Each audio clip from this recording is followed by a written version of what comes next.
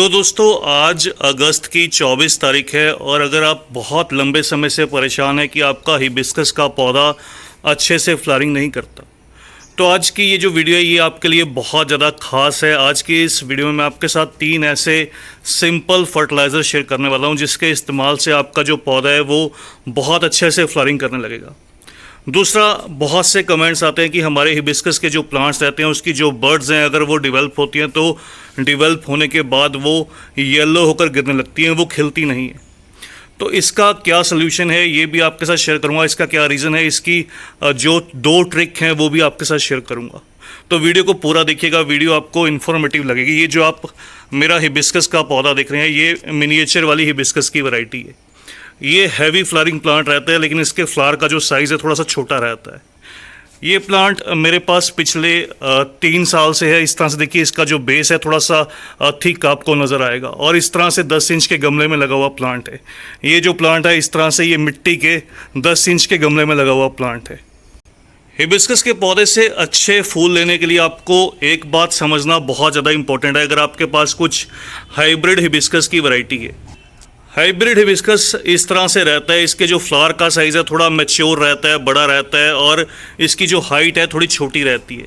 लेकिन जो दूसरा देसी वाला हिबिस्कस रहता है वो एक तो कटिंग से इजीली ग्रो कर जाता है, वो समर में हैवी फ्लावरिंग करता है या फिर जब मानसून का सीज़न रहता है हैवी फ्लावरिंग करता है। लेकिन जो ये हाइब्रिड वैरायटी रहती है इसका जो फ्लावरिंग का सही समय रहता है जब टेम्परेचर 30 डिग्री से नीचे आने लगता है और मौसम बिल्कुल नॉर्मल सा रहता है, उस समय पर ये पौधे अच्छे से फ्लावरिंग करते हैं। इसलिए हिबिस्कस के पौधे में कलियां ना बनना या गिरना, इसके एक जो बड़ा रीज़न रहता है वो टेम्परेचर में फ्लक्चुएशन कह सकता हूँ या हाई टेम्परेचर कह सकता हूँ। जब टेम्परेचर ज़्यादा हाई रहता है और आप पौधे को डायरेक्ट सनलाइट में प्लेस करेंगे, ज़्यादा गर्मी की वजह से ये जो प्लांट्स हैं ये स्ट्रेस में रहेंगे और अच्छे से फ्लावरिंग नहीं करेंगे या बर्ड्स प्रोड्यूस करने पर भी ये बर्ड्स को होल्ड नहीं कर पाएंगे। दूसरा इस चीज़ का बड़ा रीज़न रहता है ओवर वाटरिंग या ओवर मॉइस्चर। अगर आप इस पौधे की मिट्टी को अगर आप नज़र डालेंगे तो इस तरह से देखिए इसकी मिट्टी थोड़े ड्राई बेसिस पर है, बहुत ज़्यादा ओवर मॉइस्चर इसके अंदर नहीं है। अभी मैंने इसकी सुबह में गुड़ाई की है, हल्की सी नमी आपको नज़र आएगी, लेकिन ह्यूमिडिटी इस समय पर हाई रहती है क्योंकि मानसून का समय है। तो हाई ह्यूमिडिटी होने से ये जो पौधे हैं ये अपने आप से ही जो मॉइस्चर है वो हवा से एब्जॉर्ब करते हैं और अपने लीव्स में जो फोटोसिंथेसिस का प्रोसेस रहता है, जो फूड स्टोर करने का जो प्रोसेस रहता है उसको कंप्लीट कर लेते हैं। इसलिए अगर बर्ड्स के खिलने पर या बनने पर अगर आप पौधे को ओवर मॉइस्चर देंगे या बहुत ज़्यादा पानी जो है वो मिट्टी में खड़ा रहने लगेगा, तो इससे भी कई बार जो प्लांट है वो स्ट्रेस में आ जाता है और अपनी जो बर्ड्स है उसको गिरा देता है। और एक जो तीसरा इसका रीज़न रहता है वो कैल्शियम, मैग्नीशियम या माइक्रोन्यूट्रिएंट की डेफिशिएंसी। इसके अलावा जो एक और रीज़न रह सकता है वो रह सकता है मिली बग का अटैक।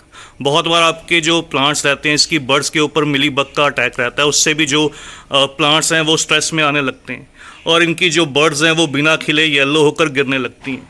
तो ये 4 चीज़ों का आपको पहले तो आपको जो केयर है वो करनी पड़ेगी। एक टेम्परेचर को समझना पड़ेगा, ज़्यादा हाई टेम्परेचर में अगर प्लांट फ्लावरिंग नहीं कर रहा तो उसको समझना पड़ेगा, उसको सेमी शेड देना होगा।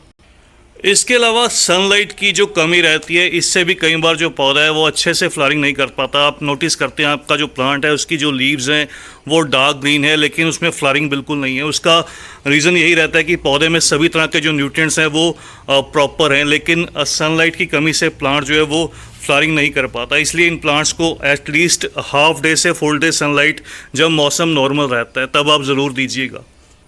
चलिए अब बात करते हैं फर्टिलाइज़र के बारे में। तो फर्टिलाइज़र के लिए आज मैं आपको केमिकल फर्टिलाइज़र इसके लिए जिसका रिज़ल्ट बहुत जल्दी से मिलता है वो शेयर करने वाला हूँ। उसका जो ऑर्गेनिक सब्स्टिट्यूट है वो भी आपके साथ शेयर करूँगा जो स्लो रिलीज़ रहेगा लेकिन धीरे धीरे आपके प्लांट को फूलों से भर देगा। फर्टिलाइज़र के तौर पर सबसे पहले जो मैं अप्लाई करने वाला हूँ ये ऑर्गेनिक फर्टिलाइज़र है, ये सीवीड ग्रैनुअल है। सीवीड अगर आपके पास लिक्विड फॉर्म में हो तो आप उसका फॉयलर स्प्रे कीजिएगा। मेरे पास ये ड्राई फॉर्म में सीवीड है तो ये ग्रैनुअल फॉर्म में, इसका मैं स्प्रिंकल कर दूंगा मिट्टी की साइड में या गमले के साइड में। इस तरह से 1 बड़ा चम्मच, 1 से 2 चम्मच भी आप इसके अप्लाई कर सकते हैं। ये माइक्रोन्यूट्रिएंट का रिच सोर्स है, इससे पौधे जो हैं वो हरे भरे ग्रोथ करते हैं। अच्छी फ्लावरिंग के लिए और फास्ट रिजल्ट के लिए दूसरी जो चीज़ यहाँ पर मैं अप्लाई करने वाला हूँ ये देखिए, ये म्यूरेट ऑफ पोटाश या रेड पोटाश है। इसका 1 से 2 ग्राम 1 लीटर पानी में मैं डिज़ोल्व कर लूँगा। इस तरह से देखिए स्प्रे बोतल के अंदर इसका फॉयलर स्प्रे किया जाएगा। और पोटाश के साथ में ही जो बैलेंस्ड एनपीके रहता है, एनपीके 19-19-19 या 20-20-20, उसका 1 ग्राम चम्मच का चौथा हिस्सा इस तरह से आप ले लीजिए और इसको भी सेम इसी पानी में एक साथ दोनों चीज़ों को आप डिज़ोल्व कर लीजिए। इन दोनों चीज़ों को अच्छे से मिक्स करके आप प्लांट पर सुबह के समय हर 10 दिन में स्प्रे कीजिए। इससे लीव्स पर स्प्रे करने से प्लांट जो है बहुत जल्दी जो फर्टिलाइज़र को एब्जॉर्ब करने लगेगा। दूसरा, आप इसका जो इस्तेमाल है वो मिट्टी के अंदर भी कर सकते हैं। इसका जो बचा हुआ फर्टिलाइज़र रहेगा, अच्छे से प्लांट पर स्प्रे करने के बाद जो भी बचा हुआ फर्टिलाइज़र रहेगा उसको हम इसकी सॉइल के अंदर ऐड कर देंगे। अगर आप सॉइल में ऐड करना चाहते हैं तो मंथली एक बार आप सॉइल में ऐड कीजिएगा। ये देखिए कुछ इस तरह से 200 से 300 ml जो है इसी फर्टिलाइज़र का मैं सॉइल के अंदर ऐड कर दूंगा। इसी से इसकी जो वाटरिंग है वो भी कर दूंगा। अगर आप केमिकल फर्टिलाइज़र का इस्तेमाल ना कर ऑर्गेनिक फर्टिलाइज़र का इस्तेमाल करना चाहते हैं तो इसके लिए जो बनाना पील लिक्विड और ओनियन पील का जो लिक्विड रहता है, साथ में थोड़ा सा magnesium sulphate, Epsom salt add करके आप प्लांट को फीड कीजिए। उससे भी जो रिज़ल्ट है वो बहुत अच्छा मिलेगा। थोड़ा सा वो जो फर्टिलाइज़र रहता है वो स्लो रिलीज़ रहता है। इन फर्टिलाइज़र्स का इस्तेमाल आप अपने सभी तरह के फ्लावरिंग प्लांट्स में कर सकते हैं जो भी आपके पौधे फूल नहीं देते या अच्छे से ग्रोथ नहीं करते। इसका आप स्प्रे भी कर सकते हैं और इस तरह से सॉइल के अंदर जो है वो फीड भी कर सकते हैं। इसके अलावा अगर आपके प्लांट में हैवी मिलीबग का अटैक हुआ है और आप उससे छुटकारा नहीं पा रहे तो इसका एक जो सिंपल मेथड रहता है वो ये कि आप ऊपर की जो ब्रांचेस रहती हैं जहाँ पर मिलीबग का बर्ड्स के आसपास जो अटैक दिखाई दे, उन सभी ब्रांचेस को नीचे से कट कर दीजिए और उन सभी ब्रांचेस को अपने गार्डन से बहुत दूर ले जाकर जला दीजिए। दूसरा, इसके लिए आप केमिकल का इस्तेमाल कर सकते हैं क्योंकि बहुत बार नोटिस किया गया है कि जो भी आप ऑर्गेनिक यूज़ करते हैं उससे मिलीबग बहुत जल्दी से जो है वो रिमूव नहीं होते। तो आप केमिकल के तौर पर साइपरमेथ्रिन जो केमिकल रहता है उसको आप सीड शॉप से परचेज़ कीजिए या फिर इमिडाक्लोप्रिड। तो ये दोनों अच्छे से वर्क करते हैं। इसका 1 से 2 ml आप प्लांट में स्प्रे कीजिए 1 लीटर पानी में डिज़ोल्व करके हर 7 दिन में। उससे भी आप नोटिस करेंगे आपके जो प्लांट्स हैं वो हेल्दी रहने लगेंगे और अच्छे से ग्रोथ करेंगे।